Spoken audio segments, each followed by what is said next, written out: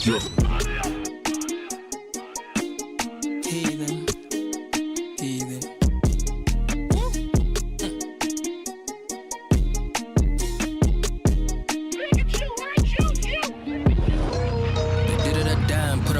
I shall not be buried in Egypt. And while I'm alive, my soul getting weak. My spirit is bleeding. Speak to the Lord to the death. We know what the prophet. Shalom, family. Welcome back. Welcome back. The earth is given to the heathen, and they still in the churches. Mr. Pastor, motivational speaker, I heard you rehearsing. And all of these verses. Hold on. At this point in time, I need everybody to hit that like button coming on in. Do me a favor, hit that like button, and we gonna start the show. Let everybody know that I'm on. It's a new time. Let's start the show, man. This is the Born of Levi experience on G.O.C.C. Media. What a way to start the workday, huh? Put up my flesh, I shall not be buried in Egypt. And while I'm alive, my soul getting weak. My spirit is bleeding. Speak to the Lord to the death. We know what the prophets are singing. The synagogue for the devil. The earth is given to the heathen, and they still in the churches. Mr. Pastor, motivational speaker, I heard you rehearsing. And all of these verses, looking like Instagram tweets. They show a lot to the Bible. Matata, the priest. Who you deceive? Choose your delusion and fall out with Eve. A couple of pagans that pray on their knees and speak all that rubbish on top of their hills. Tongues, brother, which language you that? You sound so unable to give me a laugh. I speak all that rubbish to someone who's mad. I know that you want it, I know that you have. Cause that's all. Here we come. Take the reins from Babylon.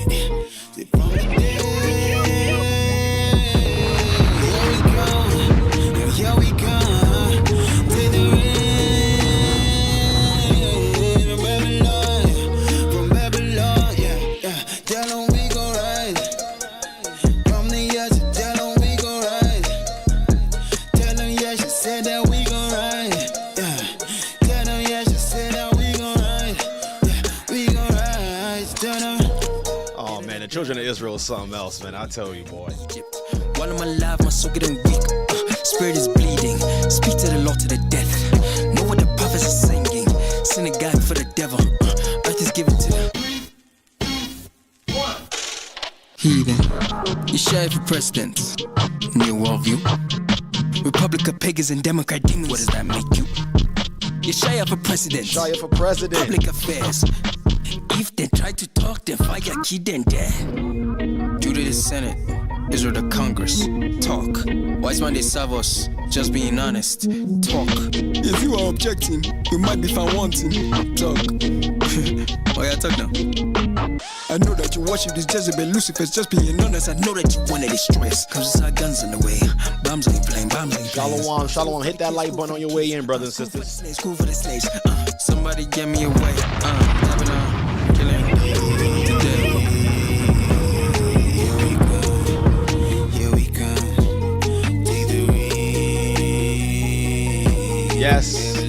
Yes. Shalom. Peace and blessings. Oh my goodness. Listen, the children of Israel, we are something else, man. The Most High put his spirit on us, man. Oh man, this world got a problem. These nations got a problem. These nations got a serious problem, man. Shout out to my brothers out there in Africa pushing this truth music, man. Prince Maha. Oh, man. This song right here, I can feel his spirit on this song, man. And this is why I'm saying the nation's got a problem with this, man. This is the Born of Levi experience on G.O.C.C. Media. How we all doing, brothers and sisters? Welcome back to the Born of Levi experience. I want to call this the Day Show. Yeah, welcome back to the Born of Levi experience, the Day Show, here on G.O.C.C. Media. I am your host, Deacon Hazak. Welcome back, brothers and sisters. It's been a long 2 weeks, and I'm back. And like I told you guys before the break, that this will be my new time to stream. Yes, this will be my new time to stream. I do apologize for everybody who like to catch me in the evening, after work type vibes, or after school type vibes. But, you know, due to my work schedule, I gotta come on at this time, give you guys, you know, a good 2 hours of my time, so you guys could be edified throughout the day. And guess what? You know, you guys could always catch the recording when I'm done streaming. So all praises be to the Most High, first and foremost. And welcome back, everybody. Welcome back from the Feast of Tabernacles. I pray that you all had a blessed Tabernacles, man, because I know I sure did, right? I know I sure did. Let me do this. Clap it up for the Most High. Right, we clap it up for the Most High. Oh man, we in for such a treat today. Tonight, this afternoon. I'm about to say this tonight's, but this afternoon's broadcast. You guys see the title, and I was talking about this right before we went on break. I wanted to talk about this, the Culture Vultures, right? It says, and the title of tonight's, I keep saying tonight. I gotta train my brain to not say tonight, but you know, the topic of today's discussion is the Culture Vultures will rewrite history, right? The Culture Vultures will rewrite history, and we're gonna talk about it because we're seeing it happen right before our eyes. Listen, I was so excited. I was like, you know, I gotta come on before 12. Like, all the information that I put together just to show you guys today, and to show you how relevant that is for us today, because it's nothing new under the sun. Nothing new under the sun. Like, we've all understand that history is a repeat of itself, and they're gonna try to repeat history as much as they can, but it's the same tactics over and over from year to year, generation to generation, right? But we just we're now getting hip to the game. But thank you guys for coming in, and continue to hit that like button on your way in. And you know, before I leave, I'll probably play that song again. Oh my goodness, that song got me. He got me on 100,000 right now, right? And it's so fitting for this broadcast. The title of that song was called Heathen, and we're talking about the Culture Vultures, right? They're trying to rewrite history. But before we go into that, brothers and sisters, please understand that the Hebrew and Bible Academy is ongoing. And if you haven't done so, if you haven't enrolled, please head over to historytimes.org, and register, or, you know, enroll. And we'll see you at the academy every Sunday, right? I believe we're going into week 7, I believe, if I'm not mistaken. But don't worry about it. If you missed any of the previous lessons, the admin team will send you everything that you missed, so you could be caught up to speed. And you don't want to miss out. You got real-time news with Elder Rawchaa, Elder Rawchaa. We got the Hebrew with our Elder Lawya, right? And we got the main lesson, or you know, the topic of discussions for that day with Elder Lawya and Elder Rawchaa Shiar, right? So let's get to it, man. Let's get to it. And whew, that was a mouthful. But wait, before I get into that, man, I want to ask. I really hope that everybody had a great Tabernacles, and I got such a treat for you guys. Let me put this on the screen for you guys, so you guys could understand what's happening today. Let me go here. Like I said, the Feast of Tabernacles was such a blessing, and the Most High, I gotta clap it up for the Most High, because he truly was merciful during this Tabernacles. I mean, the weather was on another level, right? We didn't get any rain. You know, we had 75 to 80 degree weather throughout the day.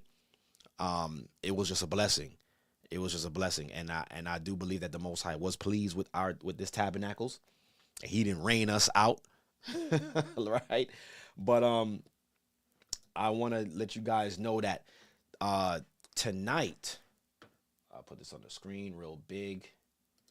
Tonight, I will be premiering on this channel. I will be premiering on this channel. Here it goes. I did a vlog, right? The Feast of Tabernacle 2024 vlog. So please tune in. It's premiering tonight. Spread the word. I already threw it up on Instagram, but spread the word, right? That tonight at 9 p.m. we will be premiering the Feast of Tabernacles blog.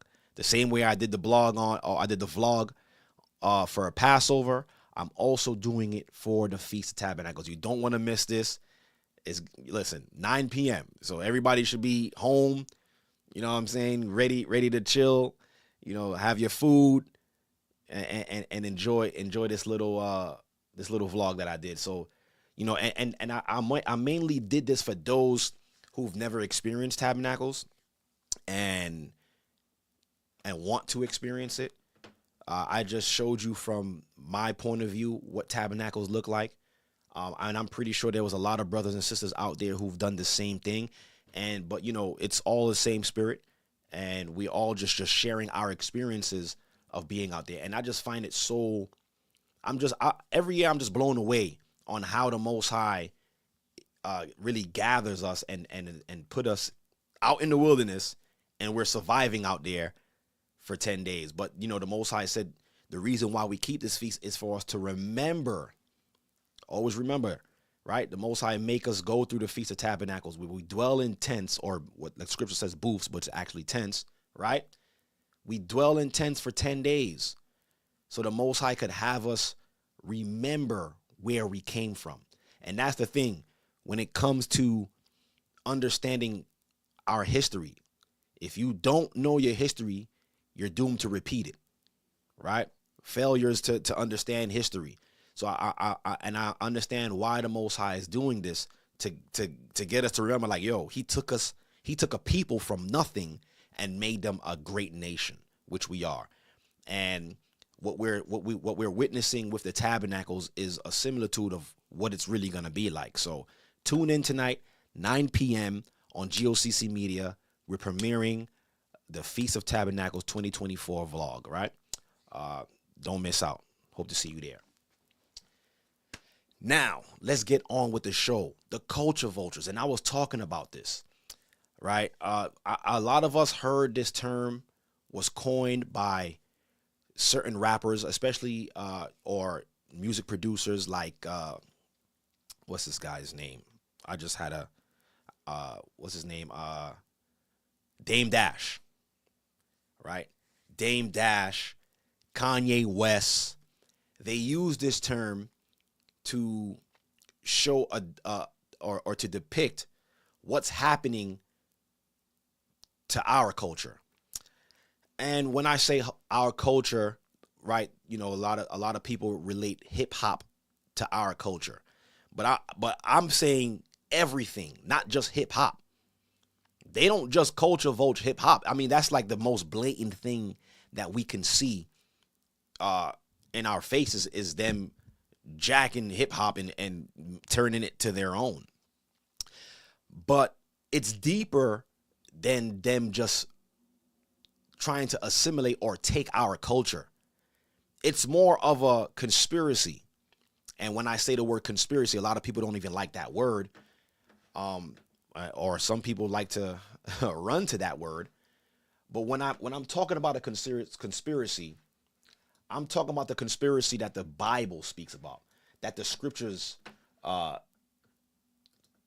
make us aware of. Let me put this on the screen real quick. And the only scripture that comes to mind when speaking of the conspiracy against our people, because we gotta understand there's conspiracies that's happening on the earth with all races of people, but we cannot turn a blind eye to the conspiracy that's being done to the Black, brown, Hispanics, Native American, Indian people on this earth. I'm going to read this for you guys real quick. Let me get this out of the way. Let me go to the book of Psalms. Psalms 83. I'm jumping right in. And I didn't get to do this as well too, but if I'm coming in nice and clear, brothers and sisters, please put a qualm in the chat. I just want to make sure that my audio is nice and clear as we continue with the broadcast, right? Just throw the qualms in there real quick. I'll see it real fast. If you guys can. All right, all right. All praises, all praises. All praises. The water, the water.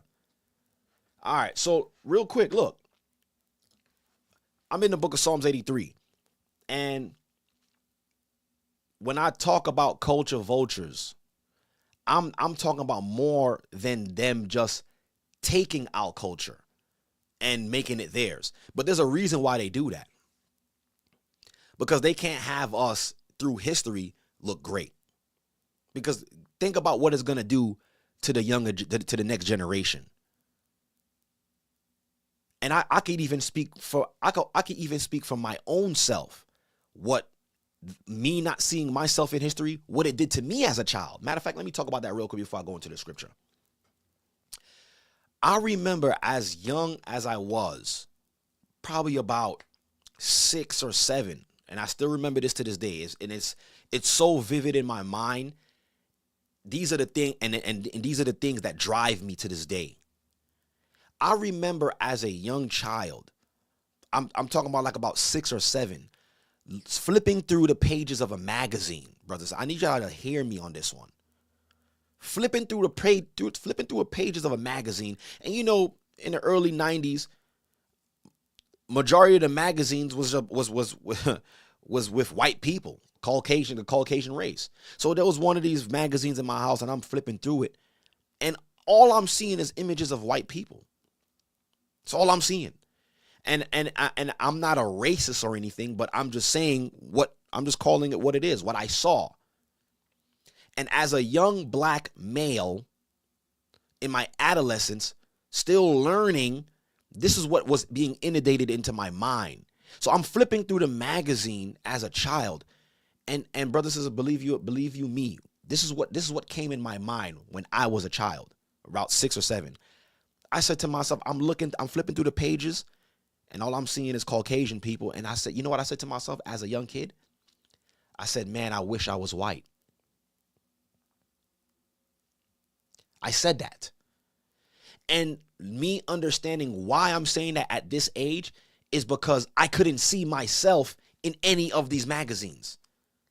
I couldn't see nothing of my people great. All of the action figures, all of the comic book characters, all of the superheroes were what? White. So what do you think that does to a young black person that does not see himself in the images that he's watching? And I'm telling you, brothers and sisters, this is all done by design. It's not coincidence. They've purposely done this to us. They purposely wrote us out of history for that reason, to get us to envy them, to want to be like them, and to be subservient to them. But little did they know that same little boy that was looking at those magazines, the Most High would raise him up to spread forth this truth and to raise up more people like himself and to cleave back to the God that called them. And that's happening all over the earth right now. And this is the reason why these culture vultures, they're pulling the plug on everything. They're pulling the plug on everything because you know why? Judah has awakened. We're here now. We understand who we are. We understand our value. No longer am I going to look at your race and prefer your race before I prefer my own. There's nothing wrong with that. Am I a racist for doing that? No. Are you racist for doing that? No. It's okay to prefer your own race. And for many years, us as a black people, we never preferred our own race. We never preferred ourselves. We never put ourselves first. Now that the Most High has poured his spirit out on the earth and has awakened us, and now we're starting to call upon him and we're starting to value ourselves. We're starting to love our brothers and sisters. We're starting to teach our children to value their own culture. Esau's like, you know what? Now we got to pull the plug on this whole thing. The culture vultures, their tactics can't work no more. And I just wanted to share that because that affected me directly. So if that affected me in the early 90s. And now we're in so-called 2024. What do you think is doing to the children now? If they're not being taught how to value themselves, how to love themselves, how to uphold their cultures, man. And listen, and this is why I'm so passionate about instilling this information into the youth, because they're next. They're next. Like, look, when the Most High sent the children of Israel into the land of Canaan, the Most High wiped out the whole generation before them. And he said anybody from 20 years and up, they were not going in. So that means besides Joshua and Caleb, they were the only two elders that was there with the people. So that means everybody who went into the land were teenagers.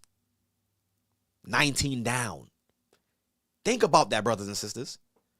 And Deacon Alex was given a lesson, and we read that scripture, but then it stuck out to me even more. It stuck out to me even more. The Most High said anybody from 20 years and up, they were not going into the land besides Caleb and Joshua. So that means everybody who went into the land were teenagers, 19 years old and downward went into the land. Because why? They were moldable. They were the ones who weren't tainted with Egypt. They weren't tainted with the philosophies of this world. They weren't tainted by the other nations. So that stuck out to me a lot. That it's crazy that the Most High only let teens go into the land of promise. A lot of us, it's like we read past that and we don't even realize that that's what actually happened. So there's something special about the teenagers, and there's something special about the younger generation that the Most High must always use. It's always been the young generation. And prior to us, the generation before us. Right? So this is why it's very important for us to instill this, this culture, this information into the young. Right? And during the Feast of Tabernacles, we had the law reading with the young men. And I put it in the vlog. Y'all gonna see it, man. It was almost, I was in awe just seeing these young men reading the law and understanding what they were reading. And I don't have to worry about them ever having to hate themselves, because we were conditioned and taught to hate ourselves because we didn't see ourselves. If you don't see yourself in anything, in history and TV and these movies, these comics, that's what fuels the hatred in our communities against each other, because we don't value each other. We could give information to each other, but we won't accept it. But let somebody else of another nation come and tell you something, you're gonna believe it. You're gonna eat it up like it's the best thing since sliced bread. Psalms 83 verse 1, and this is the reason why I say these culture vultures, they will try to rewrite history again. They're gonna try to write us out of it. They always done that. Psalms 83 verse 1, keep not thou silence, O Ahijah. Hold not thy peace, and be not still, O Ahijah. For lo, who? Thine enemies make a tumult, and they that hate thee have lifted up thy head, or the head, excuse me. They have what? They have taken crafty counsel against thy people.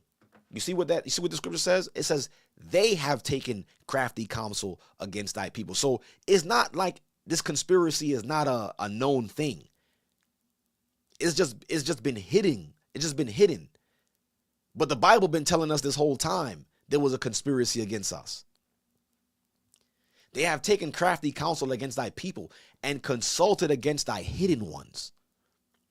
They have said, come. And this is the kicker right here.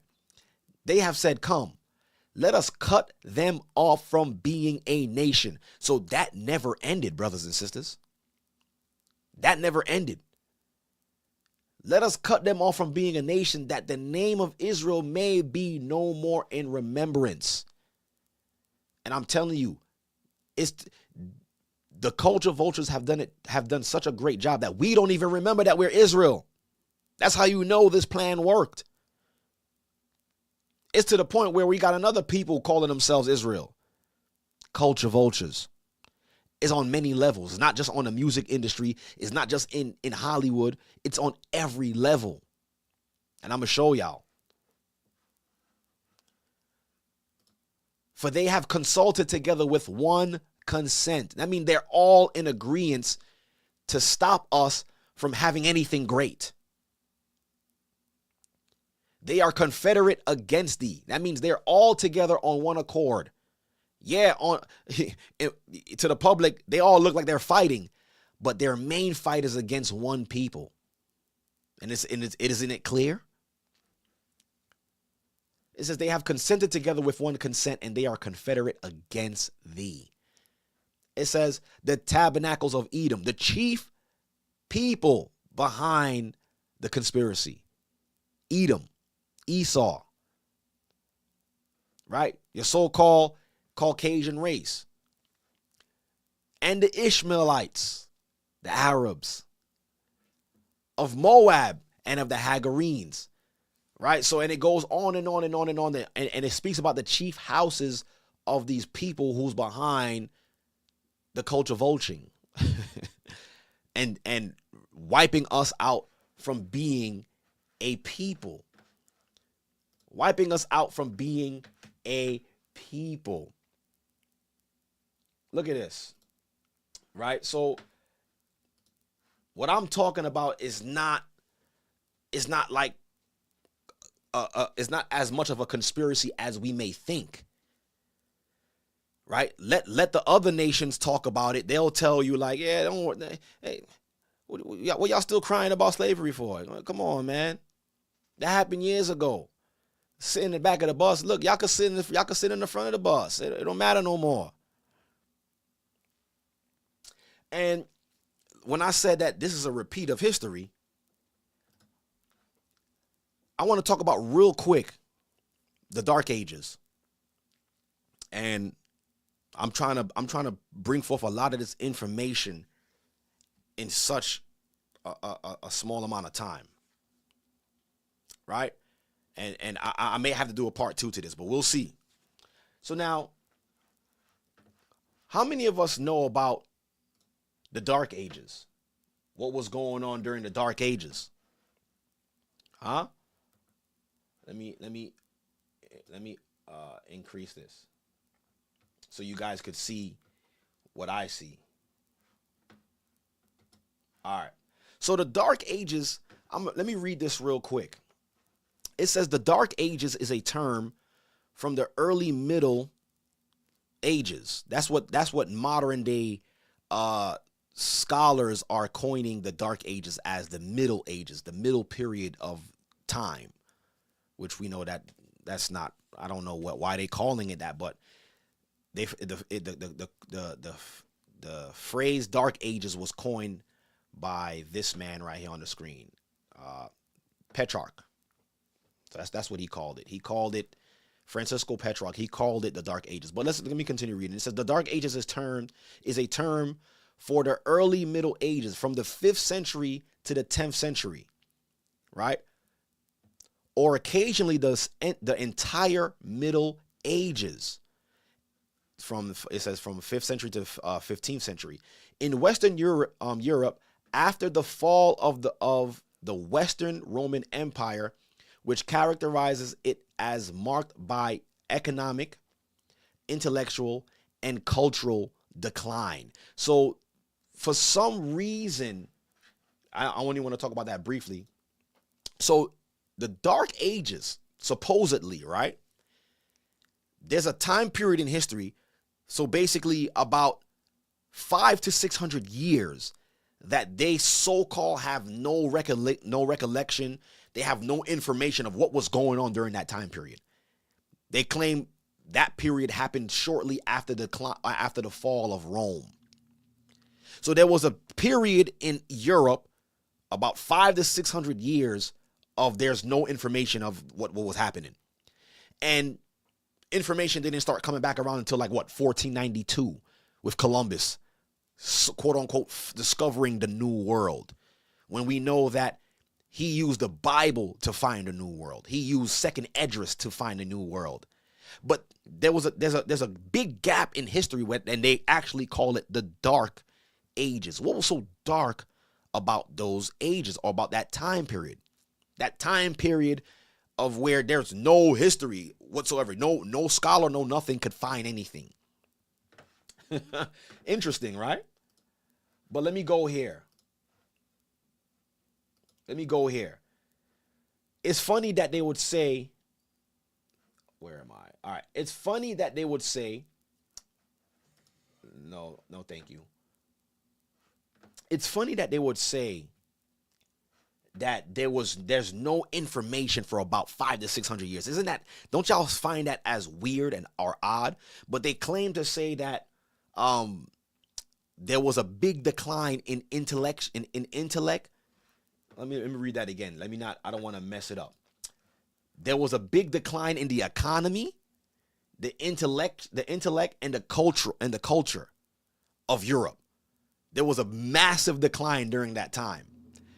If we read between the lines, we could see what they consider to be a decline in culture, what they consider to be a decline in economics, what they consider to be a decline in the intellect, because they weren't behind the movement. They weren't behind the prospering of Europe during that time. All you got to do is read between the lines. Look at this, though. Look at this.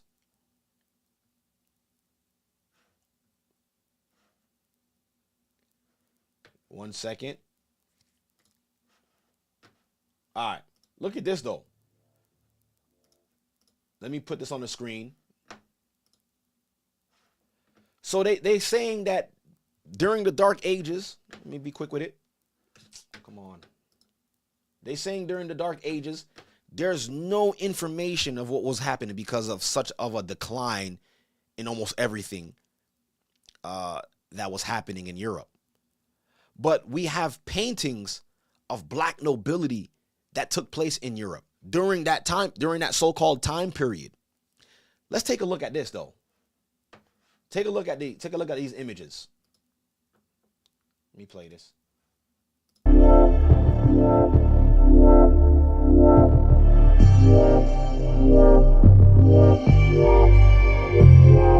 And you see, these are black sculpture. These are sculptures of black people that so-called ruled Europe. Because you're not putting a statue of people, of common folk. Even when you look around your cities right now, when they erect a statue, that person was a person of importance.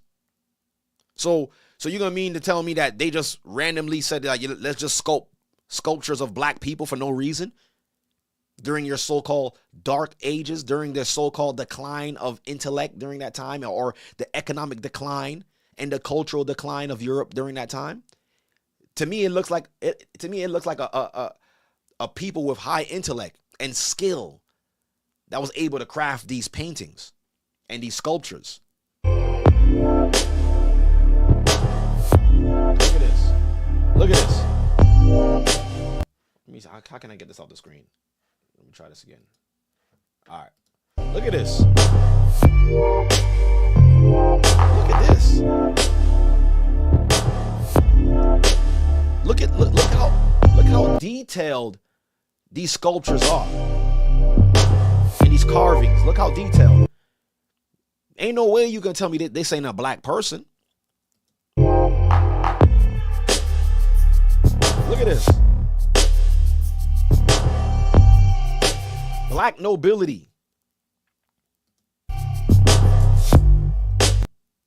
And this is what saddens me, because they're not teaching this in schools. They will never show. Like, I wish I had this information growing up, to know that we come from a people of nobility.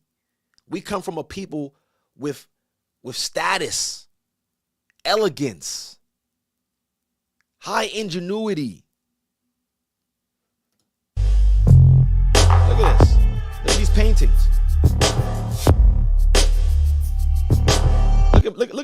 that sister. Look at her hair. Beautiful.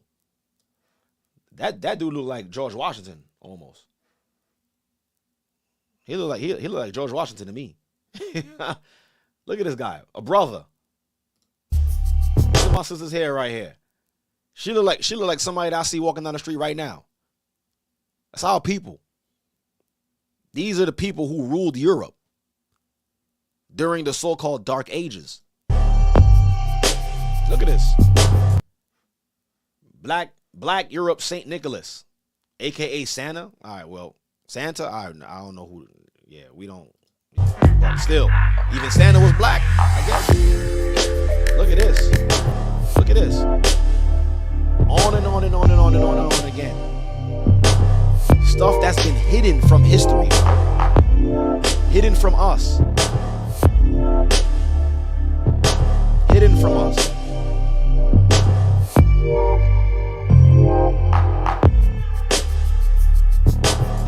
There's more. You see, y'all see that? I'll come back to this. So we had black nobility in Europe. So by process of elimination, that time period that they have so-called no history about, and it's crazy to not have no history for about 500 to 600 years. It's like 5 to 6 centuries. Yeah, you have no information about what was going on in Europe. But then out of nowhere, you got Christopher Columbus. There's a big gap in the history. But during that time period, our people ruled Europe. King James, right? He commissioned the King James Version Bible that we all read to this day. A lot of people speculate and say that King James was a white homosexual, and that is far from the truth. King James was a black man, black nobility, right? He understood that he was an Israelite. He understood that he was a Hebrew Israelite. So 1611 was when that book was compiled, but that means there was blacks ruling Europe way before 1611, but they have so-called no history about that. But I just showed you a wealth of pictures and sculptures of our people ruling during that time. And then right after that, right after this period, right after the Dark Ages came what? A lot of y'all know who's astute in history. Let me see. Before I even say, I want to see how many people is astute in history. Who knows what came after this, after the Dark Ages? The so-called Dark Ages. Let me see real quick. Let me see if y'all been paying attention in history. All right, so I guess nobody know right now.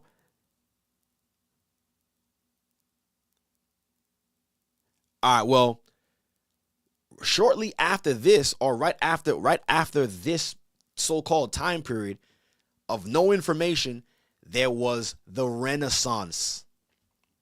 Yes, y'all know it. Sister Kana says it, right? Enlightenment, yes.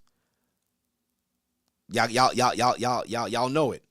So, right after the Dark Ages, there was the Renaissance period, where Europe went through a reformation, right? Europe went through a reformation where they started advancing in technology, and philosophy became a big thing, and they even started to challenge a lot of the thoughts of Christianity, because Europe was a Christian continent, right? Christianity has spread throughout the four corners during that time period, mainly on that side of the earth. So the Reformation, or not the Reformation, well, the Reformation of the church, but the Renaissance period came right after the Dark Ages, where they had to rewrite or whitewash a lot of the things that was going on during the Dark Ages.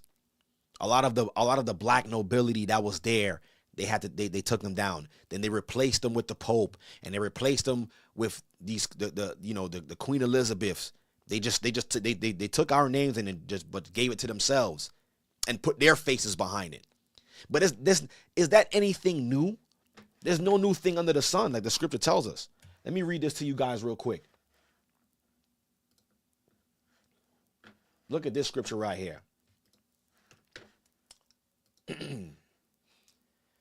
And continue to hit that like button, brothers and sisters. Continue to hit that like button because I'm going in. And this is information that our youth need to have. And there's a reason why I'm even talking about this too. I'm gonna share a story with y'all that happened to me earlier this week. And it's funny that I'm saying early this week. Like, I feel like we just came back from Tabernacles yesterday, and today is already Thursday. Listen, if y'all, no one cannot convince me that time is not moving fast. You can't convince me of that, right? But let me share my screen with you guys so you guys could see where I'm going. So I'm going to the book of First Maccabees, right? And during the Maccabean period, right, there was a level of whitewashing that happened as well too, right? During the Maccabean period when the heathen came, right? The Greeks, they came and they destroyed Jerusalem. They desecrated the temple. They offered pig's blood. They sacrificed pig's blood on the altar that was for the Most High, and they destroyed the temple. They carried out the gold. The Most High is gold. The Most High is gold and silver. All of the instruments that was used by the priests, they carried it out, and they destroyed the temple. They broke down the gates. And then that's when the Maccabees came like, yeah, nah, we're not going to let them do this. If they do this, they're going to write us out of history. So they fought back and rededicated the temple. And crazy enough, we about to head into the Feast of Dedication pretty soon. So during this time period, right, there's nothing new under the sun. They've done this during the Maccabean period. So let me read this to you real quick in 1 Maccabees 3. And I'm going to start at verse 47. Matter of fact, I'm going to start at verse 46. It says, wherefore the Israelites assembled themselves together and came to Mesphah over against Jerusalem. For in Mesphah was the place where they prayed aforetime in Israel. And it says, then they fasted that day and put on sackcloth and cast ashes upon their heads and rent their clothes. Why? And laid open the book of the law wherein the heathen had sought to paint the likeness of their images. So this even happened during the time of the Maccabees, where the culture vultures came in and tried to rewrite themselves into history, or write us out of history and put themselves there. It's written right here in the scriptures. So this is not a new tactic. They've always done this. So this is why we can't get upset. We just got to know that this is what they're doing. It says, and they opened the book of the law wherein the heathen had sought to paint the likeness of their images. So they went into our temple. They went into our books. Okay. And they started to write themselves as the prophets, as the teachers. Now you understand why in this day and age, you could have a movie like 10 Commandments where you have a white man playing Moses. You could have the Passion of Christ that was written and directed by what's that guy's name? What's that guy's name? Forget his name. If y'all know it, y'all could put it on the thing. Where they could paint Jesus Christ or our Messiah, which we know him as Yeshua, as a white man. So they've done this throughout history. Mel Gibson, yes, thank you. His name slipped my mind. Yes, Mel Gibson. He could come in and write a movie using the book of the law and paint their images. That's how they do it. They still do it to this day. It's not done.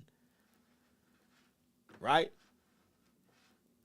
Look at this. Let me even show y'all this. Y'all really think they be playing fair. They don't play fair at all. They don't play fair at all. Let me pull this up. Oh no. Like, let me pull this up for y'all. Because let me show y'all this. Nothing new under the sun. Whitewashing of Nefertiti and Black history. Everybody know ancient Egypt was black people. Everybody knows that. White people did not rule Egypt. But this is what we're doing now. You choose the blackest month of the year to reveal that one of the world's most famous African queens is actually not black at all. The Caucasity! Welcome. You see that they use Black History Month to unveil that. Showing you how time and time again they undermine us as a people, as a race. It's like they have this love-hate relationship with us. They hate us where they don't want to see our faces, but they love us because of the things that we bring, the things that we do. They don't want us to exist, but they want us. They want to be us. It's crazy. To judge of characters. Expedition Unknown's Josh Gates appeared on the Today Show to reveal a pale bust of King Tut's mother, Nefertiti, that was created using 3D imaging. Come on, man. This was Nefertiti in Egypt. Sun beaming in Egypt, like this was her. No, there's no darkness, no tan, no nothing. And they're saying this is what Nefertiti looked like. On and on and on again. So it's not even against us, it's against all people of color, I should say. And forensic reconstruction. What the hell, Rachel Dolezal? White Nefertiti was a physical manifestation of the erasure and theft of black history, There you go. aka whitewashing. And poor Hoda Kotb had to stand there with Egyptian blood boiling in her veins, as if white Queen Nefertiti was accurate. My only satisfaction is the subtle shade in her face. Look at her. She can't even believe she can't even believe her face, her eyes. But that's what you get. You assimilating yourself. Look, you got blonde hair. Look at you. You assimilated yourself into them, so you might as well. Gates worked with Dr. Aidan Dodson, an Egyptologist at the University of Bristol, who claimed this. Look at this Egyptologist. Does he look like us? These are your people behind Egyptology. For those of you guys who want to forego the Bible and relate everything back to Egypt. Here goes your Egyptologist. Here goes the masters of Egyptologists. And it's not even black people. This remarkable face seems to be consistent with ancient representations of Nefertiti. This is not an image of an ancient Egyptian queen with brown skin that's in a constant love affair with the sun. Right. That's enough of that. Right? So they do it all on and on again. They do that all the time. Okay? Where they want to write us out of history. And I even showed you through scripture that's something that they do all the time. Wait, matter of fact, let me read this scripture too before we continue. I didn't have this set, but I'm going to read this scripture. I have to read this. I have to. Let me show y'all this scripture real quick. And this is why we got to be very careful.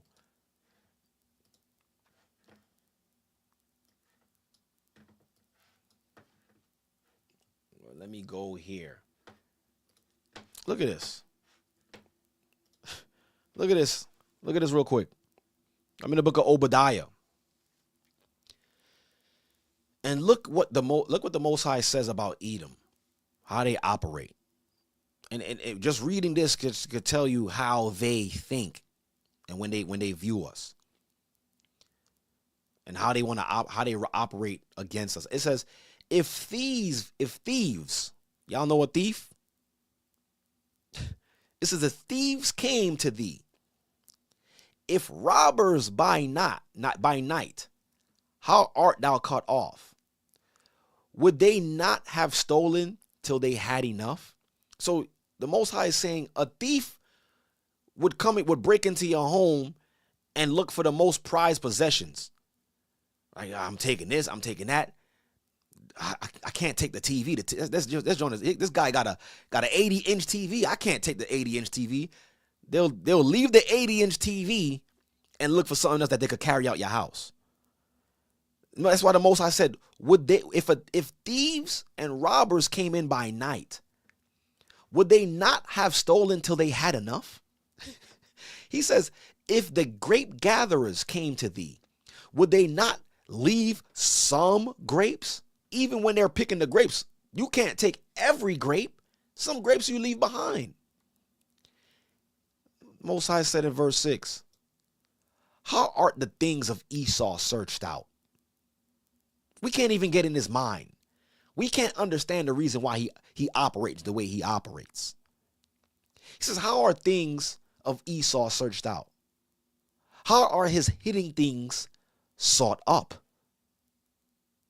So even the Most High was like, even the Most High says,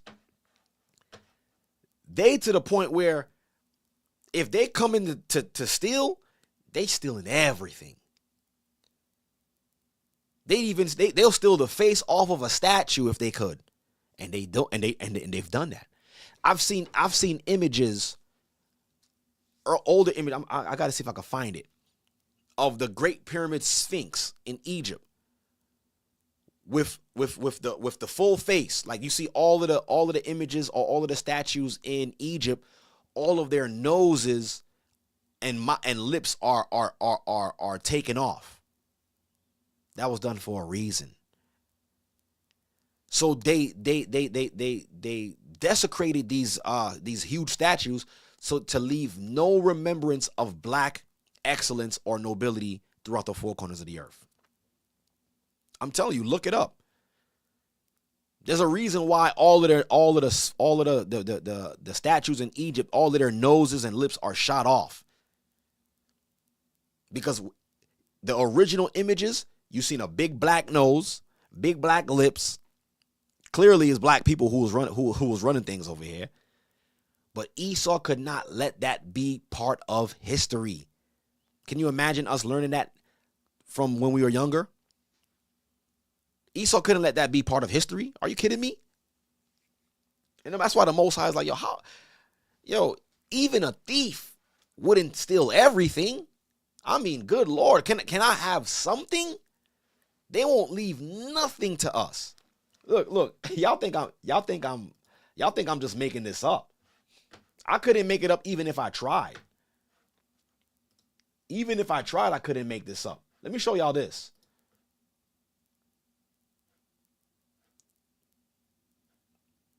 Matter of fact, I'm gonna do this one first. Look at this. I just randomly typed in top 10 rappers. Look at this. And they strategically did this. They're not low key.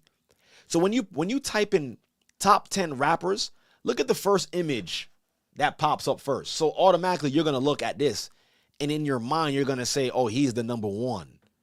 Eminem. Right? So even Google,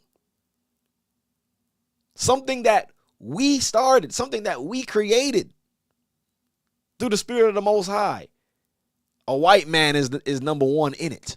That's insane to me.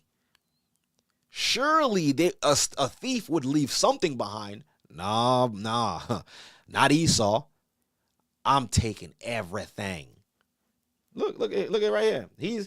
They put him first, even though we know he's not the best, but they put him there first. Yeah? Look at this.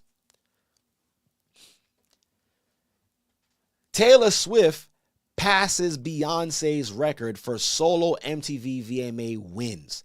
Why is this even a topic? Was it a competition? But this made headlines. Taylor Swift passes Beyonce's record for solo MTV VMA wins. And this was published September 13th. This is recent. So they've become the face of entertainment, of everything great. Taylor Swift now has 30 moon men to her name after another haul on Wednesday night. Beyonce has 26 awards as a solo act, and 30 overall. Swift became the first artist to win the Video of the Year after 5 times. So now what we're gonna say? She's the queen of music now. It's no longer our people. It's no longer our faces behind, everything great when it comes to music. It's Taylor Swift. She's better than Beyonce. I beg to differ. With all of the gift and talents that our people have, we do it effortlessly. Okay? But this is news. The changing of the guard. They're basically changing it to where now they're going to be the greats in music, in anything entertainment. Their faces is on it. Their faces is on it. Like what's happening right now, right? Within these circles. Look at this. CEOs quitting at record pace. Here are some of the latest. So there's a lot of CEOs that are resigning from these top positions. Like, what is happening in the earth? Is there something that they know that we don't know about? And I believe that they understand that this whole thing is going under. And they're pulling back, letting this thing fall, and then they're going to come back on the other side, right? And not with our people involved in it, but just their faces. So it says CEO exits are up 50% from same period last year. End of COVID crisis may be a factor. Outplacement firms, right? So let's see. Let's look at some of these people. Kevin Liles, 300 Electra Entertainment. Liles has been with the parent company Warner since 2004. In the past year, he has been a defender of who? Sean Diddy Combs. Inside the company, says Liles, exit could be a direct response. Direct result, reports TMZ. So all of these big wigs are leaving these companies. They're CEO of these companies, but they're resigning. The CEO of Starbucks, look at this. Boeing, Dave Calhoun, all of these big wigs. Hertz, the CEO from Hertz, Paramount Global. Look at this. The CEO for Nike, John Donahue. What's happening in the earth? Look at this. Warner Music of Japan. Kabayasha. I hope I said it right. He stepped down as a CEO. Randy Goodman, Sony Music of Nashville, he stepped down as CEO. Why are all of these big wigs, all of these top CEOs resigning from their positions? The gig is up. The gig is up. And not only are they resigning, but I believe they're taking their business elsewhere. Because everything is crumbling. When you look at entertainment, look at Hollywood, all of these things, all of these pieces of the puzzles is crumbling, starting with our people first. One of the biggest news as of late was about, what's his name? Sean P. Diddy Combs. Right? P. Diddy. Okay? All of us already know what's happening with him. So, but I just find it funny how how they do us. You know what I'm saying? Forget about all of the stuff that he's been alleged of doing, right? That's between him and the Most High, what he's been doing. But what they're doing is strategic, and it's part of the rewriting or writing us out of history, or defaming us to have nothing great, to have no legacy of greatness left behind for us. Look at this. Fair use. I'm going to use this real quick. Sean Diddy Combs' lawyer attempts to explain why the rapper had 1,000 bottles of personal lubricant and baby oil. My thing is like, why is this even news? Why do they feel like his lawyer has to explain why he had this much thing, like this much baby oil or lube? It's more of a humiliation tactic, or to stain his image, because he was hip hop. He is the face of hip hop. Billionaire, mogul, making the band. Esau cannot have his image moving forward in this new renaissance that they about to draw up for us. We got 5 more years to 2030. So they're trying to rewrite everything. They're trying to switch everything. So the future generations are never going to know that this man was a great amongst our people. But they're going to remember him as this. Sean Diddy Combs' lawyer attempts to explain why the rapper had 1,000 bottles of personal lubricant and baby oil. Just over a week after the rapper was taken into police custody in New York City and charged with sex trafficking, racketeering, and transportation to engage in prostitution, his lawyer, Mark Agnifilo, is sharing his thoughts on Combs' alleged freak-offs, as well as the 1,000 bottles of personal lubricant and baby oil that were seized from his home. Agnifilo explains to TMZ in a preview of their upcoming documentary, The Downfall of Diddy, the indictment. The downfall of Diddy, the indictment. This is what's going to be plastered in history.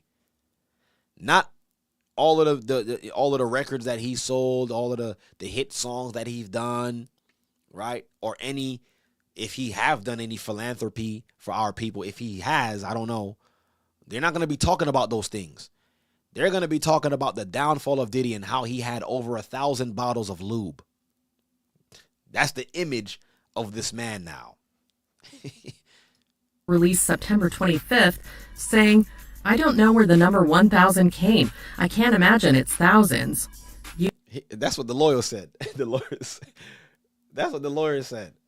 I don't know where the number 1,000 came. I can't imagine it's thousands. But yo, they can say what they want to say about him now. At this point, they could say whatever they want to say about him, and people's gonna believe it because the allegations is out there, and the media is such a powerful tool. It could be used to endorse or promote people, or it could be used to defame, right? Denounce and tarnish someone's image. Media and that's one of Esau's greatest tools, was the media, the use of media. Imagine it's thousands. U.S. Attorney for the Southern District of New York, Damian Williams, referenced that amount during a press conference after Diddy's arrest, while speaking about items that were seized from his properties. But why they gotta talk about that? Why they gotta talk about what they seized from his property? They're just tarnishing his image. And brothers and sisters, it's not the first time this happened to our people. It's not the first time that happened. Look, let's not forget. Oh, no, not this. Let's not forget what they've done, right? Let's not forget what they've done to Bill Cosby. Y'all don't remember what they did to Bill Cosby? Look at this. Cosby's confessions about young women in newly released documents are eye-opening. Bill Cosby, once known as America's dad, rose to fame with his comedy and beloved sitcom The Cosby Show. You see how they set him up to look like an ultimate failure? Bill Cosby, once known as America's dad for all races of people. He was the black people's dad. He was the white people's dad, Chinese people's dad. He was America's dad before his downfall. But you see, they could not have this man go out in history being great. They got all the receipts on this man. America's dad. He broke barriers as one of the first black entertainers to achieve mainstream success in the U.S., which made him very popular. But behind the laughter and positive image, a darker side began to... Look what they do to our aged... Look at this man. Come on now. Come on, man. Is this man a threat? You got this man shackled up like he's Bane from Batman. He's a super villain. Look at this. They got him chained up. He could barely walk. They gotta assist him. He's in his old twilight years. They probably got cuffs on his ankles too. Look how they do our people. And granted, a lot of our people have dark past, dark histories, but they look how they shaming this brother. Look at him. They gotta write us out of history. They can't have us going out great. To emerge. In 2014, a series of allegations surfaced, forever changing the public's perception of the comedian. See, forever changing the public's perception of the comedian. They gotta tarnish your image. Surely if robbers would take, they would leave something. Nah, I'm taking everything, and I'm making sure that not only your image is tarnished, but your legacy is destroyed. Where your children won't even be able to receive anything now. These accusations dating back decades shocked the world. How did Bill Cosby go from being a symbol of family values to a symbol of scandal and controversy? Join it. You see that? America's dad. America's dad. Now the supervillain from Batman. A villain. Villain. But it's not gonna just end there. Y'all remember what they did to what's his name? R. Kelly. They had him do a lot. They had him on what was the name of that show? Nightline, whatever it's called. Interviewed by Gail, a black woman, asking him these crazy questions. Having him looking crazy on national TV. I didn't do this stuff. I didn't do this stuff. Y'all trying to kill me. Destroyed. Image is just gone. Finished. But let me tell you. When the scripture says Esau don't play fair. And they coming for everything. Yeah? All right, look. Let me show y'all this. I just seen this too. What's going on? Hold on. 1 second real quick. Let me show y'all this. Look at this. And a lot of people don't even understand legacy. Leaving something behind for your children. You see, the other nations understand that. And they understand that the wealthy of our people, they're gonna instill in their children and leave behind something for them to maybe make a change. But Esau is so cunning. That's why the scripture, when the scripture says that he's a cunning hunter, and when we just read just now in the book of Obadiah, it says, how are the things of Esau searched out? They calculate things 20 to 50 years in advance before they make a move. Like, you don't think all these things was calculated 20 years ago, 30 years ago? These things was planned, calculated. And at the right opportune time, all right, this is where we're going to strike. That's what it means to be cunning. That's how Esau was cunning. Like Esau, they'll go hunting and sit still in a tree like this. Nothing else moving.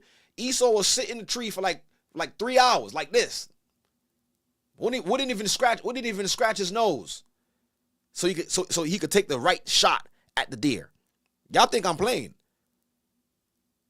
And they're like this, not even moving, barely breathing, like 3 hours in a tree, waiting to strike. That's Esau, cunning hunter.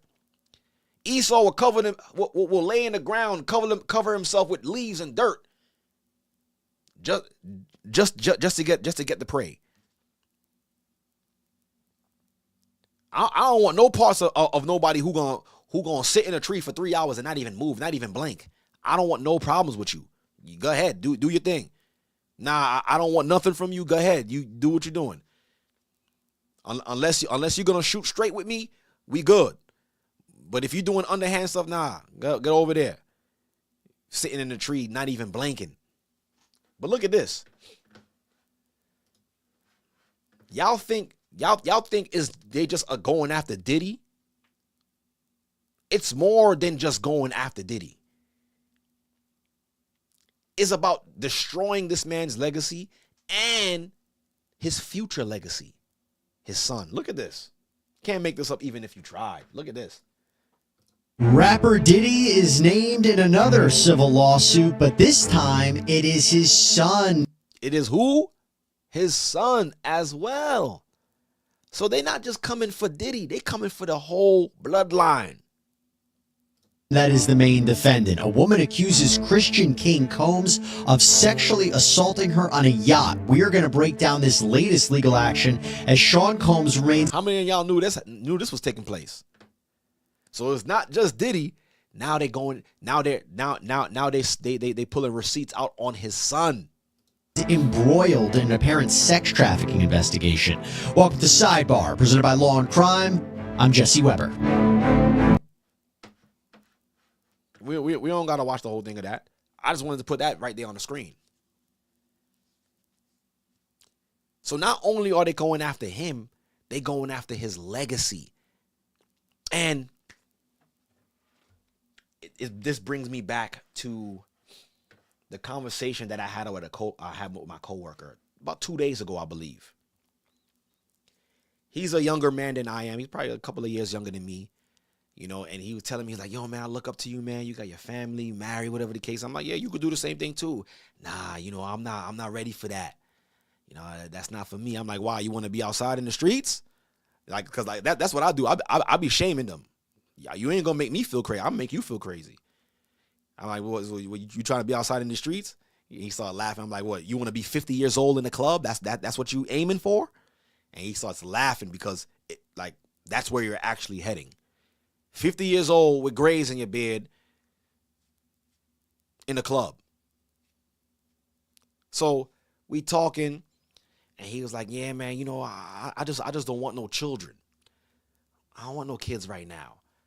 And I'm like, "Yo, bro, do you understand how important children are?" And then he was like, "All right, go ahead, enlighten me, because like now I'm schooling him now." But he always comes back and we talk, and I just drop information on him, and I was like, "You know how important children are, man."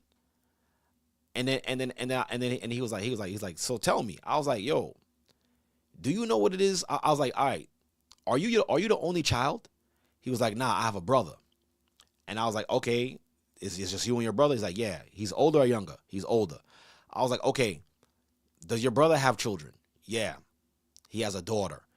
"Okay, so your brother have no sons?" And he was like, "Nah." I was like, "So do you understand that if you or your brother do not bring forth any sons, you're actually ending your father's bloodline?" And you know what he told me? He looked at me, he started laughing. He's like, "I don't care about that." But me having the conversation was showing me how detached we are and destroyed we are, and not understanding or not valuing legacy. Right? He said, I don't care about I don't care about that, my bloodline. Like, why am I care about that for? The world? He said, the world about to end. I was like, yo, bro, you don't care about leaving something behind with your face on it, operating on this earth. I was like, yo, if you don't have any children and you don't produce any any seed for your father's bloodline, your bloodline ends with you. And it's like what I was saying to him did not compute, because our people don't value legacy. We don't understand what it is to prolong your generations. They don't understand that. And look, let me read this. But the thing is, Esau knows that if I leave this man's son behind with everything that he has, he's coming for me. Scripture tells us that. Look, let me read this. And it's sad that our people don't understand the importance of legacy. Don't understand the importance of keeping your culture and passing your culture down to the next generation. And the reason why we don't value ourselves on that level is the reason why or how the nations can be confederate against us and write us out of history altogether, because they know that we're gonna have no pushback. They're in history class. They're looking at us in our faces right now and say, yeah, we don't have no information for the Middle Ages from the 4th century all the way to the 15th, the 10th century. We have no information of what's going on, what happened then. And no one said anything. No one pushed back. No one said, what? How come there's a big gap in history? How come nobody knows? But y'all have the Renaissance. Y'all could tell me about the Renaissance, what was happening there. Like, but that goes to show that we as a people, we're not educated. So what Esau is very strategic. What they're doing to Puff Daddy, freaking the kind of name is Puff Daddy. What they're doing to P. Diddy, right, is what they will do to any one of us. Come after our legacy. Look at this. Let me read this to you real quick in the book of Sirach. Look at this. I want you guys to understand this. And as I was talking to my coworker, I'm like, yo, he's just not educated.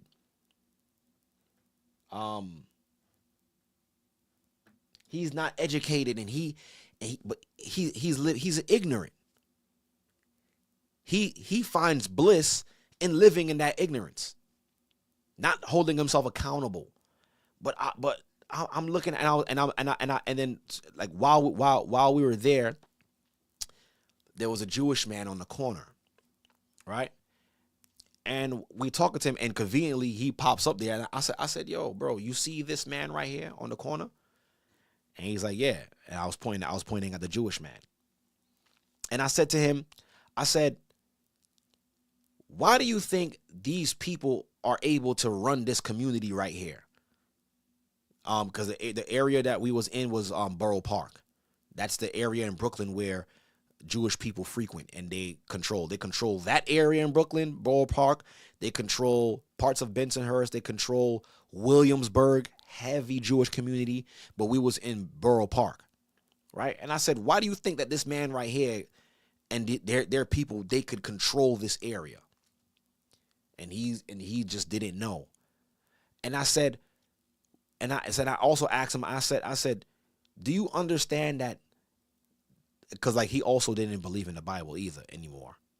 But I was like, do you know that because of the Bible, these people right now, they're assuming an identity that's from the Bible, and because they're assimilating this identity, the world respects them as such, and they can control certain areas, and they have rights to a certain land. And he's just sitting there just looking at me oblivious, not like, really does not know what I'm talking about. And I was like, because of a book that you think is not real, these people have political protection. They have rights. They can control this community, and we can't come in here and do anything. They have ties to a land that don't even belong to them. And guess what? The people who run that, who owns that land, technically rules the world according to the scriptures. And he's just sitting back, just looking at me like, because he's never heard this information. And we in 2024. So our people are dumbed down to the fact that legacy is very important. Your culture is very important.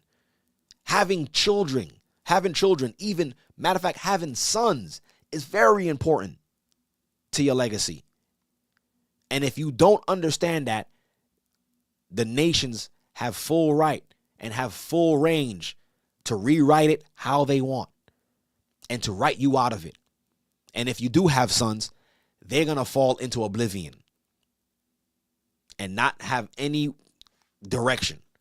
But look at this. Let me read this real quick. I'm in the book of Sirach, Ecclesiasticus in the Apocrypha.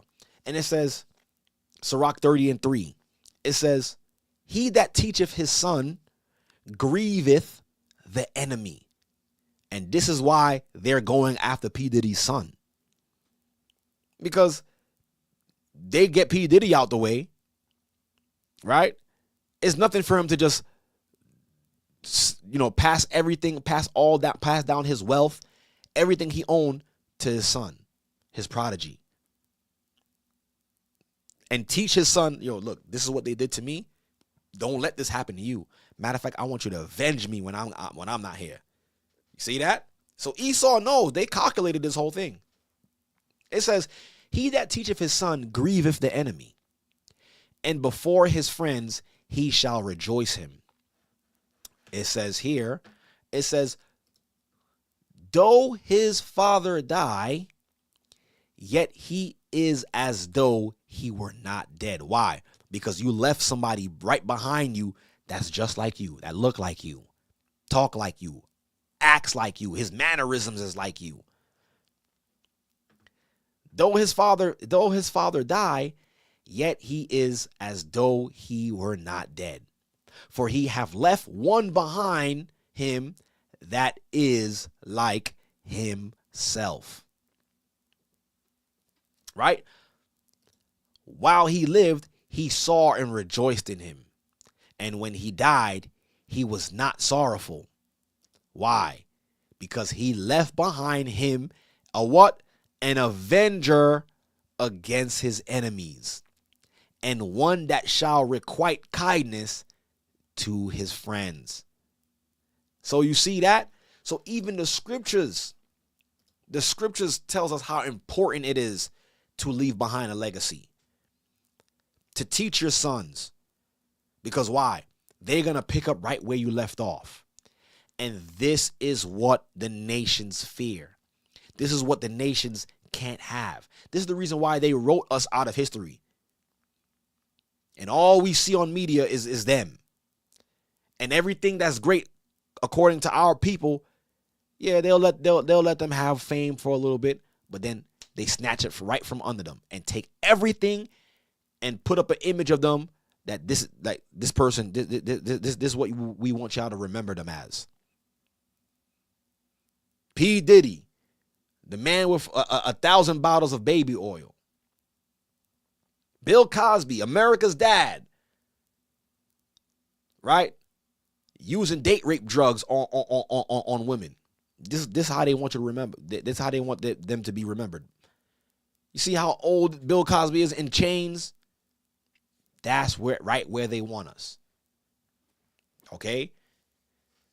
And it's sad that a lot of our people don't understand the importance of legacy and don't understand the importance of teaching the next generation these statutes, these laws, this culture. Because if we know our culture, there's nothing, or if we're passing down this information, even though despite what they're trying to do and rewrite history, but if we continue to pass down the culture to our young men, it's going to be like we never left the earth. And because they're going to, guess what? Because they're going to pick up right where we left off and grieve the enemy. Because like I said, it's like a love-hate relationship that they have with us. A love-hate relationship where they can't stand us, but they need us. They want us out the way, but we need to keep them right here. Why?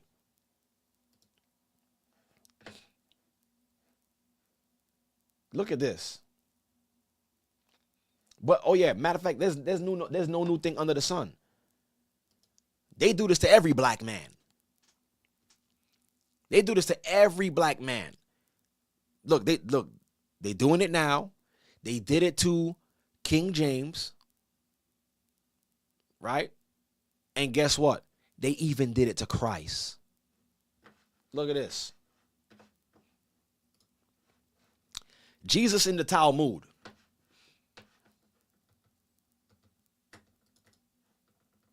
Right? Jesus in the Talmud. I'm going to try to enlarge this. All right. Here it goes. So, this was written by Gil Student. So, this is all of the derogatory terms that they have about him. So, here's one of the accusations. So, like I said, they can't have no black man in history looking great. They can't. Look, insults, the accusations, insult against Blessed Mary, his mother. They even insult his mother. That's how crazy these people are.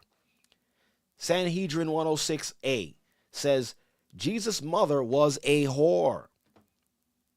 She who was the descendant of princes and governors played the harlot with carpenters. This is what they say about Christ's mother. It's no new thing under the sun.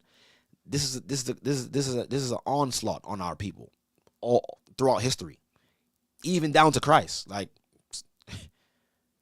look, what else? Mishnah Yevamot 4:18. It says right here, Shimon ben Azia said, I found a book of genealogies in Jerusalem, and in it is written, the man Polony is a bastard. So it says this is a claim to be a reference to Jesus. However, this claim is patently ridiculous, right? So I guess this is another name that they have for Christ, right? Let me keep reading, get more on it. So Sanhedrin 106a says, Johann said regarding Balaam, it says in the beginning, this is what they say about Christ. It says in the beginning a prophet, in the end a sorcerer. As people say, she was the descendant of princes and rulers. She played the harlot with carpenters. So they say that he was in the beginning of his walk, he was a prophet, but then he ends up being a sorcerer. So on and on and on again. There's more on it. Look, the accusation gloats over Jesus dying young.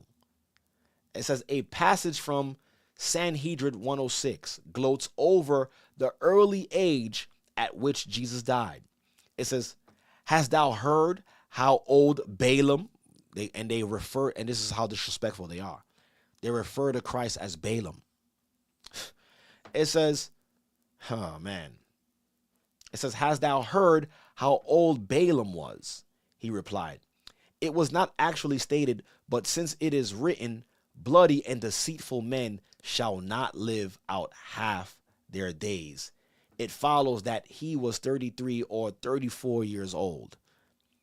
So this is what is written about our Lord and Savior in the Talmud, showing you that there's nothing new under the sun. There's nothing new. They've done it to they always paint our men to look like criminals. They've always done it. Always done it. Look, I'm going to read this real quick.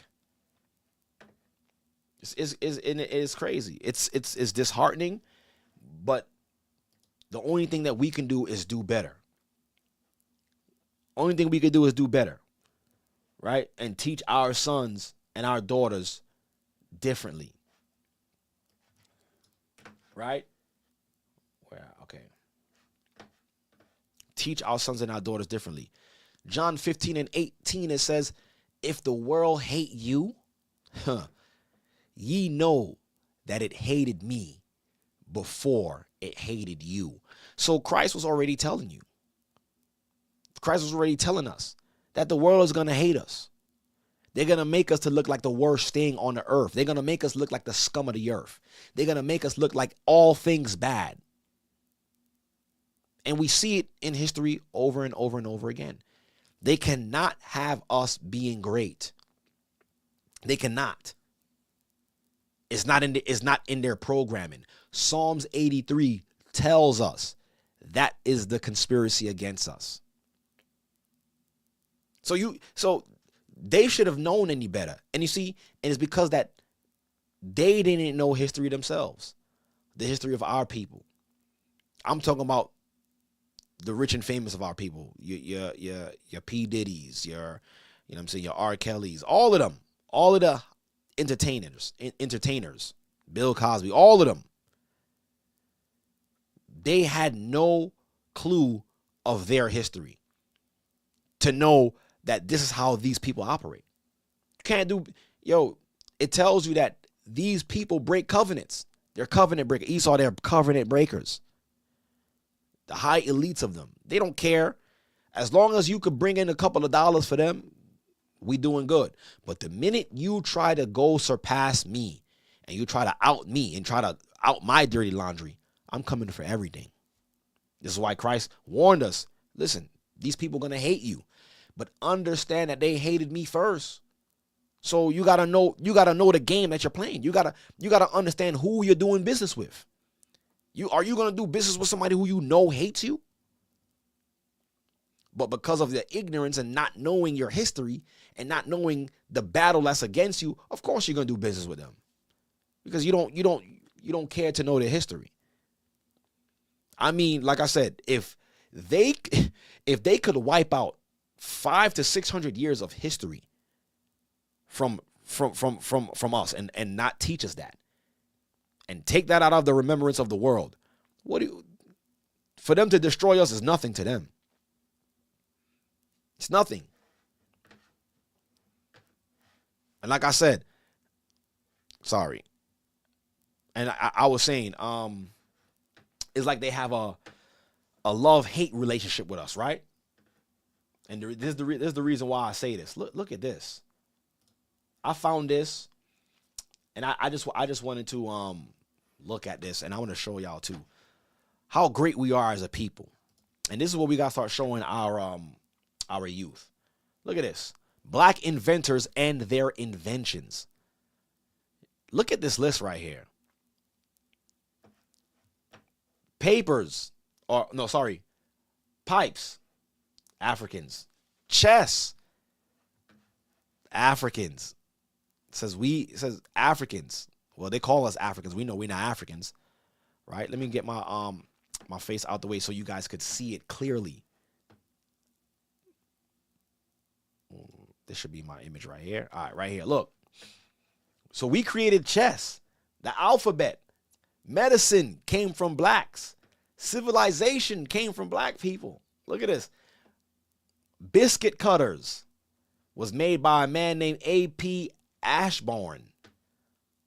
Look at this. Coin changer, rotary engine, car coupler, right? This is what black people invented. Stainless steel pads. Let me get some more. Home security system was created by Marie Brown. Who would have thought that? What else we got? The street sweepers, C.B. Brooks. Lawnmower, John A. Burr, the black man. The typewriter. Look at this. Train alarm, peanut butter, right? We already know that. George Washington Carver. The automatic fishing reel, George Cook. Come on, man. The pressure cooker, Maurice W. Lee. Look at this. The pencil sharpener. We created this too. We invented the pencil sharpener. John L. Love. A lock. Look at this. The elevator. Okay? A black man created the elevator, the gas mask, the traffic light. Look at this, man. Look how great we are. The telephone system. Granville T. Woods. You see that? You see how great we are? The 2-cycle gas engine. Frederick M. Jones, black man. The egg beater. W. Johnson. A gas burner. Look at all of the things. Player piano. You know that's in our DNA. Music. Joseph Dickinson. Look at this, man. The shoe. The black man created the shoe. Wow. W.A. Diets. On and on and on again. Look at this stuff. The space shuttle retrieval arm. Black man created that. A video camcorder. Joseph N. Jackson. Look at that, man. See how great we are as a people? So it's like they hate us, but they need us. Look at these things. Look at the things look at the stuff. Auto air brakes. The roller coaster. Oh my, I didn't even know this. A roller coaster? A black man created a roller coaster? Oh my goodness. Even down to a mop. We created a mop. Come on now. The refrigerator. What? Yo, bottle caps. We created bottle caps. Listen, man, without us, they're primitive.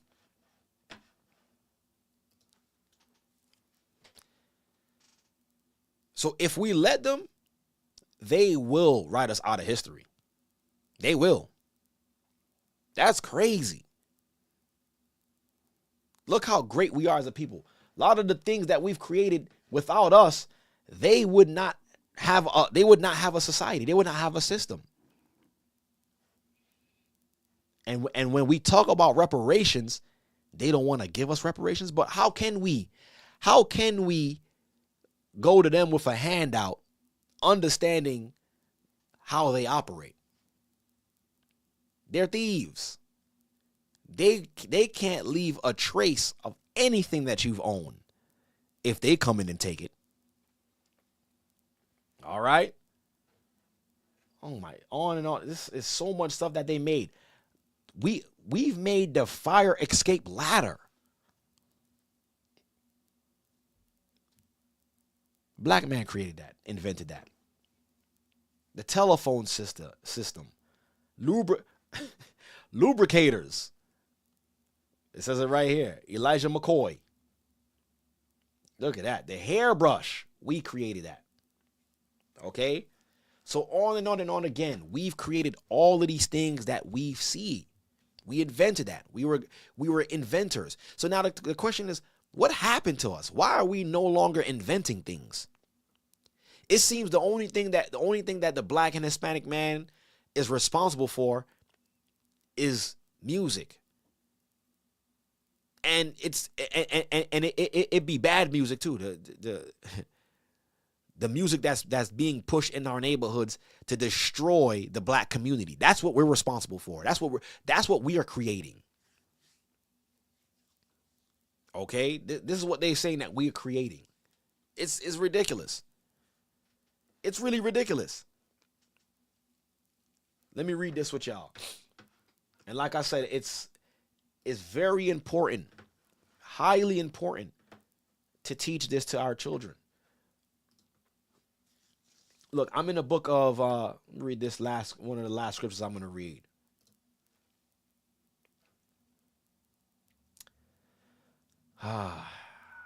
Deuteronomy chapter 4.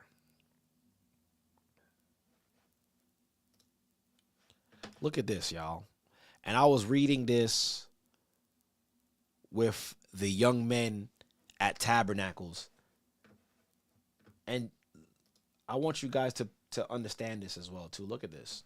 Deuteronomy chapter 4, verse 5. And this is why it's very important to teach this to our children so that way they could take pride in their culture, take pride in their legacy, to actually want to leave behind a legacy. It says, behold,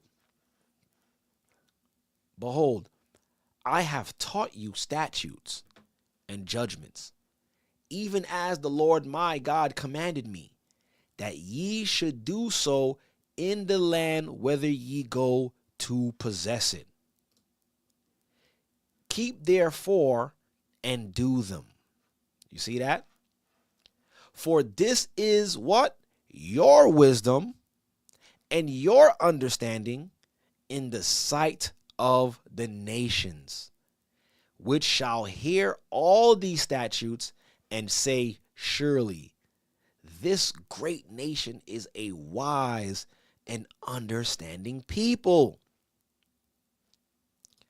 For what nation is there so great, who have God so nigh unto them, as the Lord our God is in all things that we call upon we call upon him for? And what nation is there so great that have statutes and judgments so righteous as all the law which I set before you this day? Look at this though. Here's the kicker.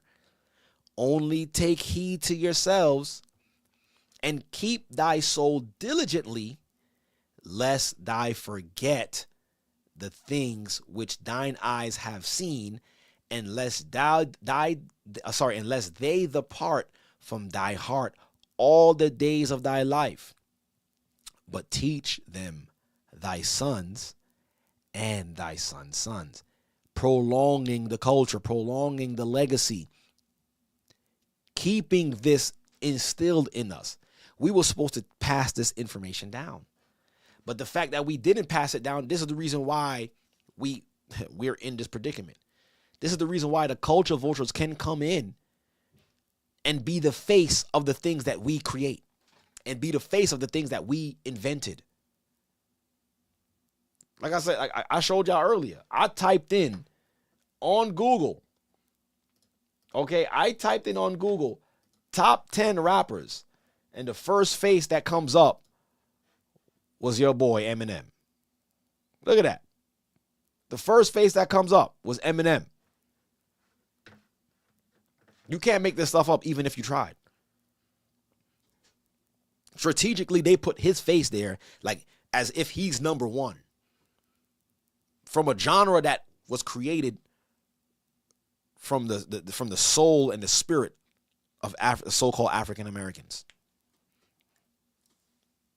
How are the things of Esau searched out, man? You can't search it out. You can't search it out. And it's to the point where it's diabolical on many levels. I got to show y'all this too before I end it all. That the attack starts from the womb. And this is scary. And this right here is scary. If you guys have young children, you guys have babies, and you guys feed them formula, please, brothers and sisters, please, I'm begging you all. Please. Oh, man, just please. Check what you're feeding your babies.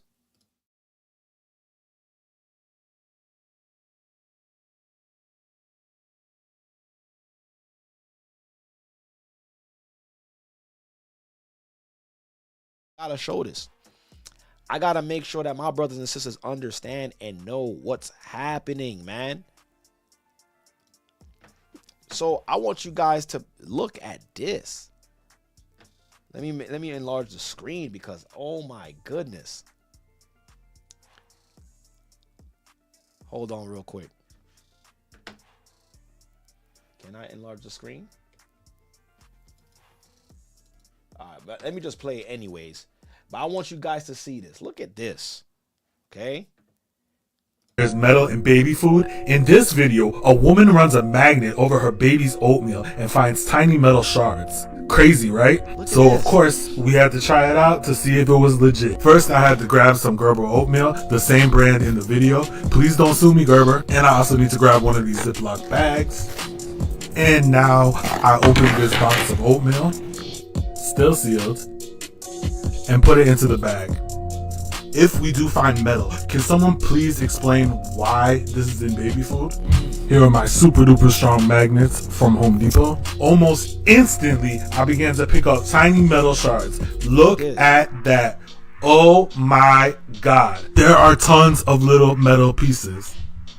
Can someone please explain this in the comments? Is this even safe? Let me know. Did you know that? Look at this. Y'all seen that? Tiny pieces of metal in baby food. Why does a baby need metal in his system? But that's done strategically because when the body processes the food and that metal goes into your bloodstream, the body cannot break down metal. It cannot break it down. So it goes into your bloodstream and it all gets collected into an area in your body, preferably the brain. And this is why there's a high level of autism within newborns or babies or adolescents. And forget about it if they've been vaxxed. Okay? So a lot of health issues like I would say like allergic reactions, things of that nature, stems from what we're feeding our children, what you're putting into your baby's body. And that was an experiment that was done with a popular brand of baby food. So these people want all of us out the way.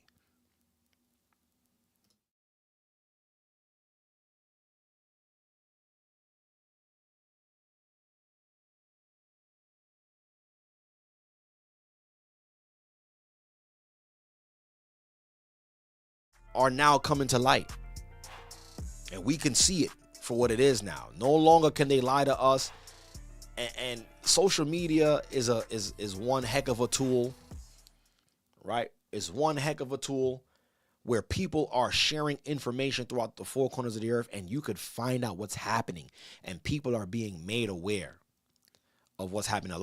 And believe it or not, brothers and sisters, there's a lot of people who are aware and who are in the know of a lot of things. Like what I do now on my Instagram page is I put up polls and I just throw out a question out there just to gauge the minds of the people. I want to show y'all this because it's very interesting, and I'm starting to realize that a lot of people are well aware of what's going on the earth. And I just want to share this real quick before I come off.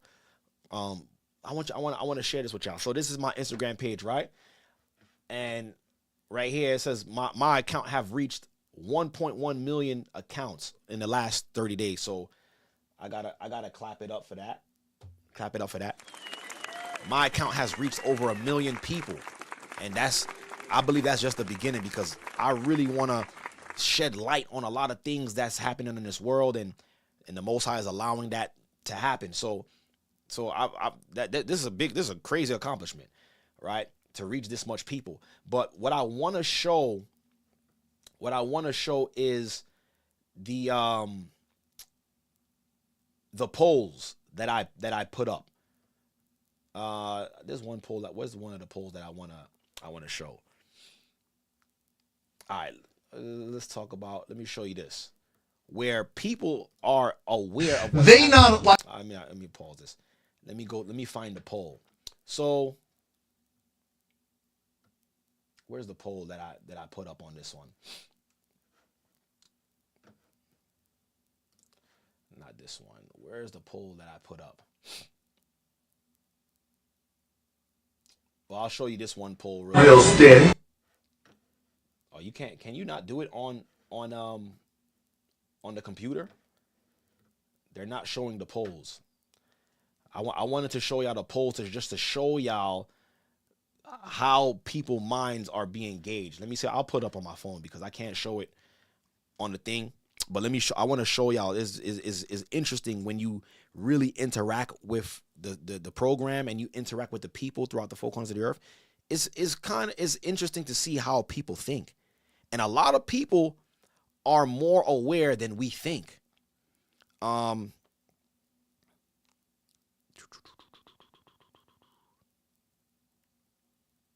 So on one of the polls, I asked, is Kamala Harris your president? So out of 115 responses, 93% says no. Only 7% said yes, right? So let me go on to the next one. Let me show you. I'm gonna show you another poll that I've done.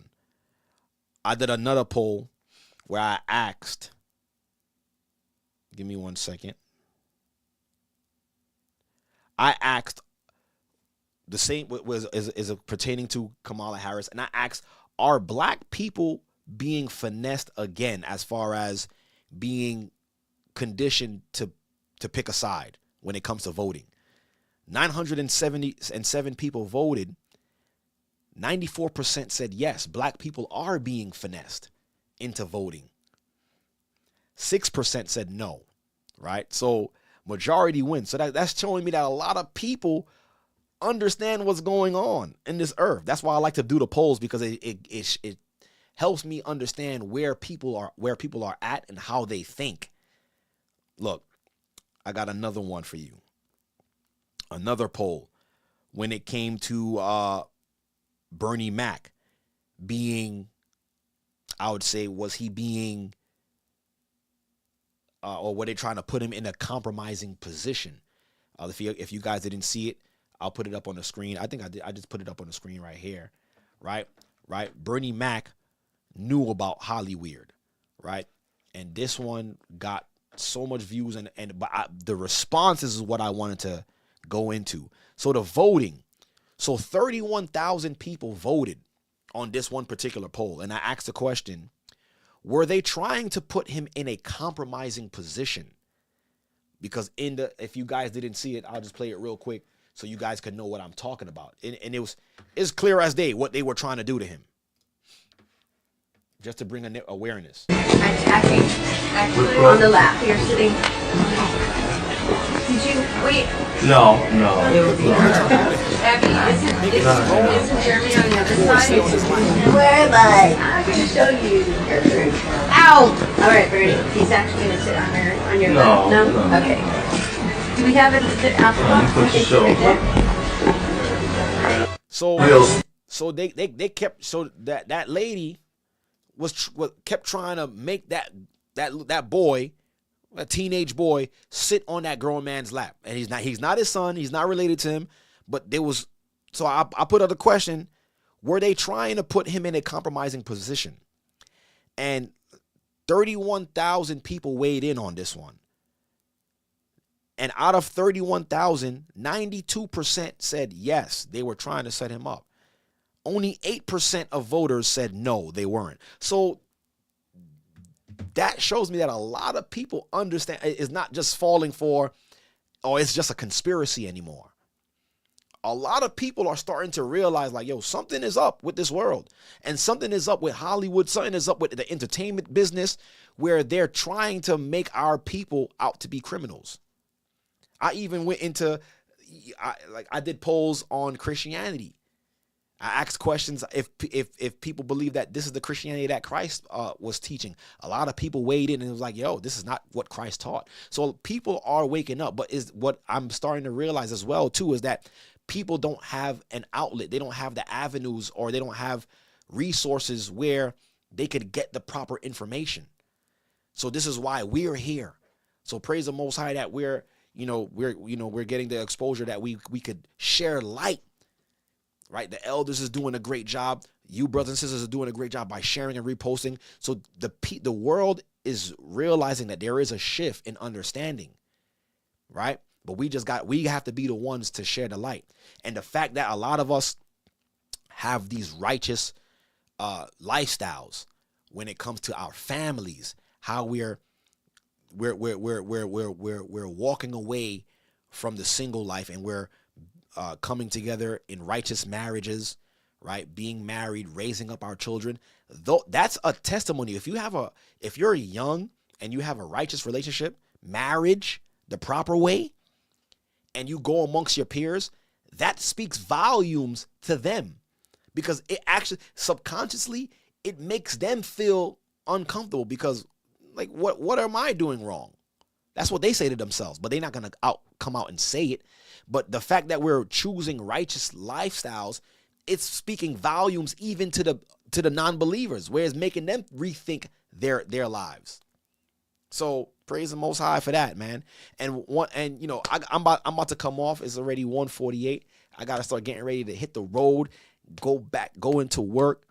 But man, this was such a great broadcast, and I'm just so happy that I was able to come out and, you know, do this. And I feel like I got more energy at this time of the day than I do streaming at night. Like, I feel like I could keep going, but you know, I'm pressed for time. But I just want to give my shout out. Look at this, man. Look at this shirt. Shout out to my sister at Proven, who sent me this beautiful design. Let me see if I could. Yeah, beautiful design. Trying to take off some of the light. Let me show y'all this.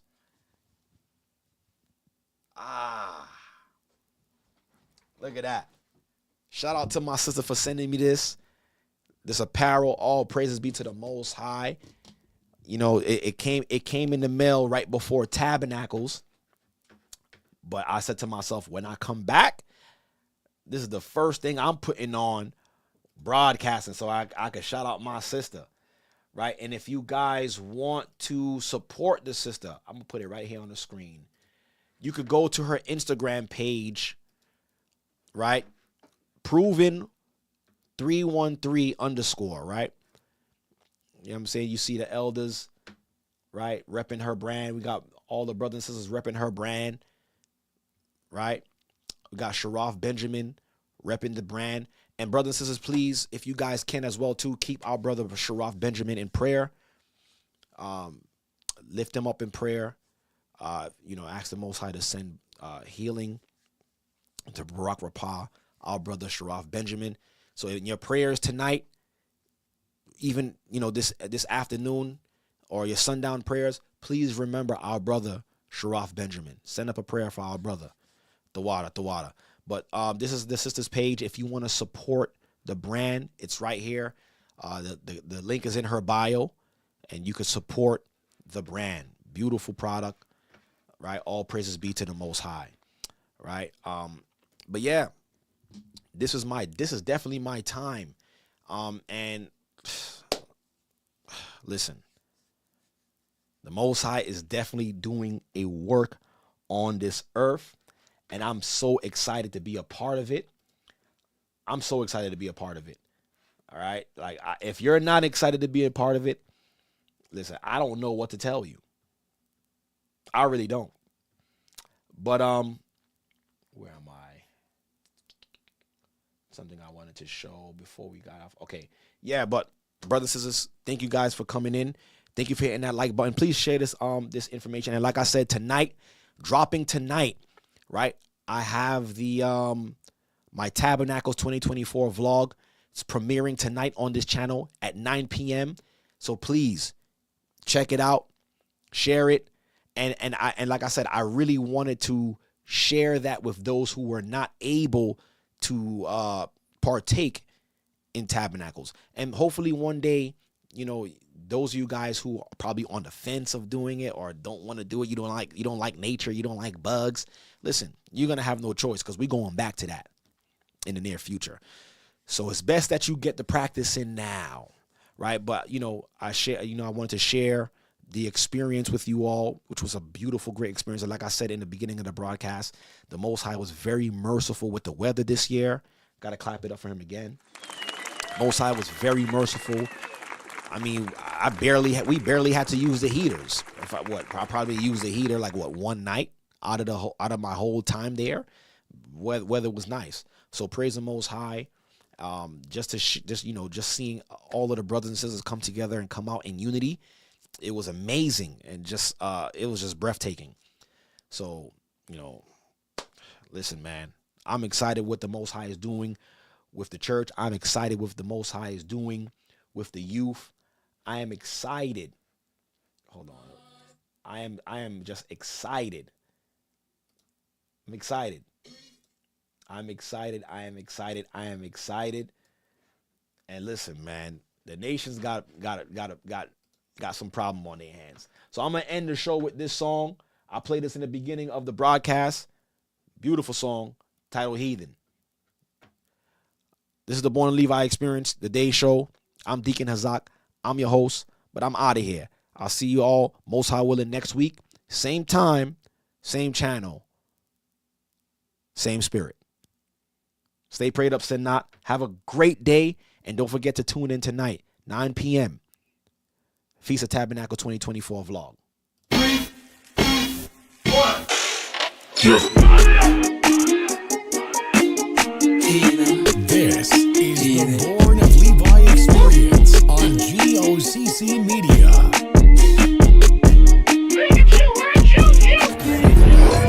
The day that I die and put up my flesh, I shall not be buried in Egypt. But while I'm alive, my soul getting weak, my spirit is bleeding.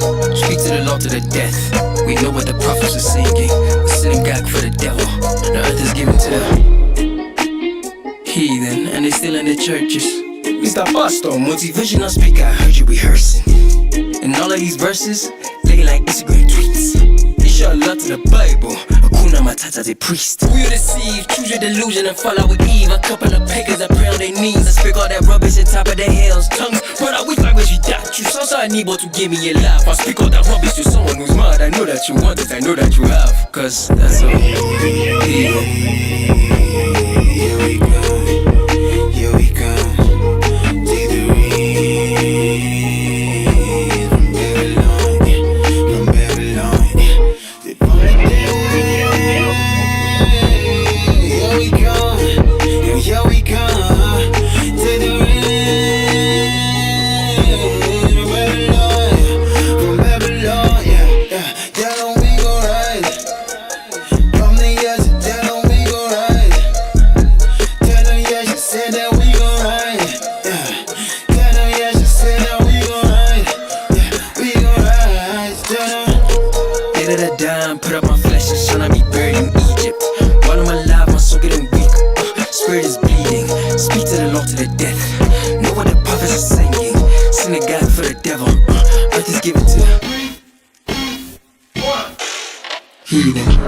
You share for president in your worldview.